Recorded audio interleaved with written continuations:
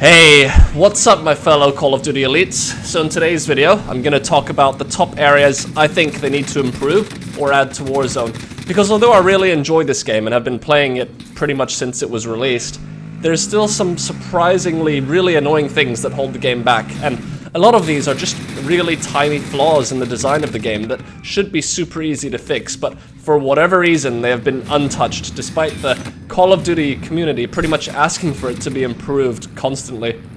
And I think the main reason for this is possibly because of the whole lockdown situation, so to be fair, Infinity Ward's resources right now might be a bit stretched with all these developers working from home, but even so, some of these issues have been in the game since launch, so I find this a bit frustrating still. And just before we begin with this list, I want to make clear that I'll be focusing mainly on the gameplay aspects of Warzone and design choices that they made, so I won't really mention things like how they need a better anti-cheat system or how the lag issues in the game needs to be fixed, because I think those are more back-end issues and are the more like obvious, universally agreed things that definitely need to be improved in the game without question. So, with that being said, if you do end up enjoying this video, I'd massively appreciate a like and subscribe, and yeah, let's begin.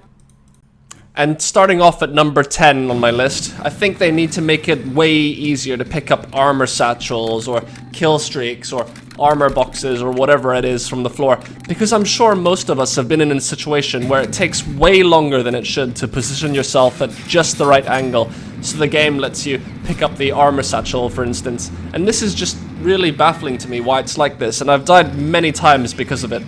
And the reason it doesn't let you pick it up easily is because if it drops next to any type of ammo that you are full on, the ammo will still take priority over the armor satchel or kill streak or whatever it is you're trying to pick up. So when you press the action button to pick it up, it will still select the ammo instead of the thing that you want to get. And so if you have full ammo, it basically just blocks you from taking what you want. So, a potential workaround for this is to first drop your ammo on the floor so that you can pick up both the armor satchel and ammo that's stuck together. But honestly, this is just a dumb gameplay design flaw, and they really need to change it so that when you're selecting things to pick up that's next to each other, the armor satchel or kill streak, for instance, if you don't have that, should always take priority over the ammo next to it. Or better yet, just make it so that you can have the option to automatically pick it up when you walk over it, because there's pretty much no situation in the game where I wouldn't want to have an armor satchel, and I think that's pretty much the same for everyone else, so yeah, they should just give it an automatic pickup for you. And this leads us nicely into point number 9, which is to allow us to have advanced settings option where you can auto pick up items that you like to use. For example, that armor satchel that I mentioned would be one I'd always want to auto pick up, but another good example would be the C4, since that is something that I always want pretty much in every game I play Warzone, so I think it would be nice if I had the option to set it to auto pick up C4s even if I have a grenade or something else equipped. Okay, and now rapidly moving on to point number 8, which is something that the community has been begging Infinity Ward to change since the start of Warzone, and that is of course that super annoying gas mask animation that plays the moment you are touched by the gas. And it's not so much the animation itself that's annoying, but it's the fact that you have no control over it that's the issue, because oftentimes in the final circles of the game, you'll be fighting someone, and as soon as the gas touches the back of your foot or something, your character will immediately stop aiming down sights on his gun to put on the mask, and even worse, as soon as you step out of the gas again, he will run the same stupid animation to take it off right then and there, just with no control on your end. And this just completely throws off your aim and will get you killed if you're in a gunfight. And to me, it's just almost as if there was no playtesting done to root out such a simple and unfair gameplay mechanic like this. And it's so bad, in fact, that I sometimes just purposely avoid picking up the gas mask because of it. And to easily fix this, they really need to make it so you have control over when you want to put the gas mask on. Because in the final circle, if I'm having a gunfight with someone, the number one threat and priority is always the person shooting at me. And I think we can all agree that one of the most frustrating ways to die in this game is to die helplessly as you're forced to watch your dumb operator put on the mask while he's getting shot at. Alright, so with that rant out of the way, let's move on to point number 7. And this is something where I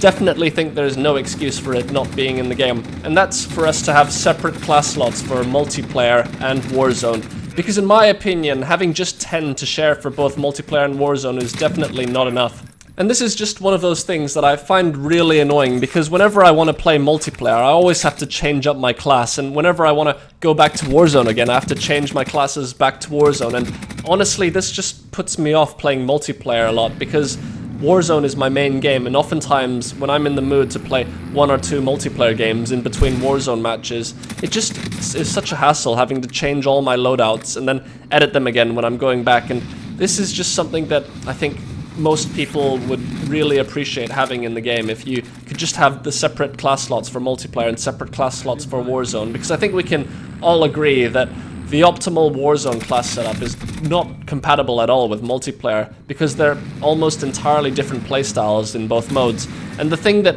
really makes this just so frustrating is that it's such a simple feature that they could add to the game to improve it for everyone. In fact, a lot of these things on this list are very simple, no-brainer tweaks to the game in my opinion, so I really don't think there's that good of an excuse to not have them in the game at this point. Okay, and moving on to point number 6, which is something I don't really see that many people ask for, but I think is something that is very obvious and should be in the game, and that is, I'd like to see clear weapon and attachment stats and descriptions in the Create a Class menu, because as most of you probably know, the in-game stat bars are completely misleading and wrong, and the descriptions often say one thing, but it turns out the attachment in question may give you an unexpected drawback or benefit that you really weren't expecting. For instance, did you know that if you're using the longer barrel on most of the weapons in the game, it actually decreases your hipfire accuracy? Now, this was not mentioned at all in the stat bars or in-game descriptions, so it has made me second guess using the longer barrels on some of my SMGs, but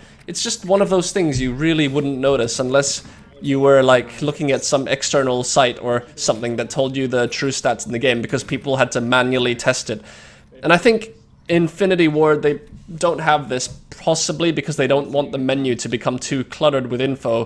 which could be a fair point, I guess, but even so, I think they should at least improve the descriptions to show you what an attachment actually does, so people don't feel like they're being lied to when they're creating a class. Okay, now moving on to point number 5, and this is going back to the gameplay side of things, and it's something that I've personally always wanted in this game, and that is for the ability to pre-select which loadout to get before grabbing the loadout crate, such that when you actually go to secure the loadout drop, it would automatically give you the class you plan to get without having to fiddle around and look for the right one to click, or worse, misclick and get the wrong loadout, which is what's happened to me more times than I'd like to admit. Okay, so with that quick point out of the way, this leads us on to point number 4, which is again to do with loadouts, and that is, in the Create a Class menu, I want to be able to move the classes around, something like a drag and drop type feature, so I can order the classes more easily, because at the moment, let's say if I suddenly want to change where I want my assault rifles, for instance, to be grouped,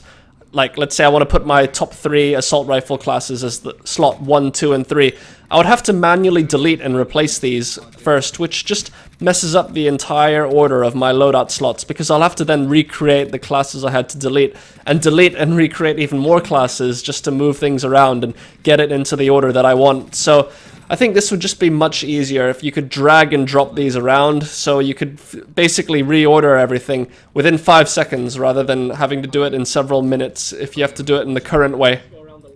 Okay, so now moving on to point number 3, and to be honest, there may not really be a need for this in the game, but in my opinion it would be something that would be quite cool and improve the Warzone experience, so I think they should add more very rare and powerful floor loot guns, kind of like the grenade launcher, but not as overpowered. And one of my ideas for slightly overbuffed floor loot weapons would be to have certain guns that spawn with more than the 5 attachment limit on it, which I think would make looting more exciting, because once you get your loadouts, like currently, there's pretty much no point in trying to find any other floor loot guns unless you're new to the game and you haven't unlocked many attachments that you can use in your loadouts. And a lot of the legendary tier floor loot weapons in this game so far are just pretty rubbish and are actually worse than the common LMGs that you can find. So I'd love it if they just added more legendary tier floor loot weapons, but gave them way more attachments, so like maybe 7 or 8 attachments or something that isn't possible normally, so that after you get your loadout crate, there would still be some excitement in potentially finding a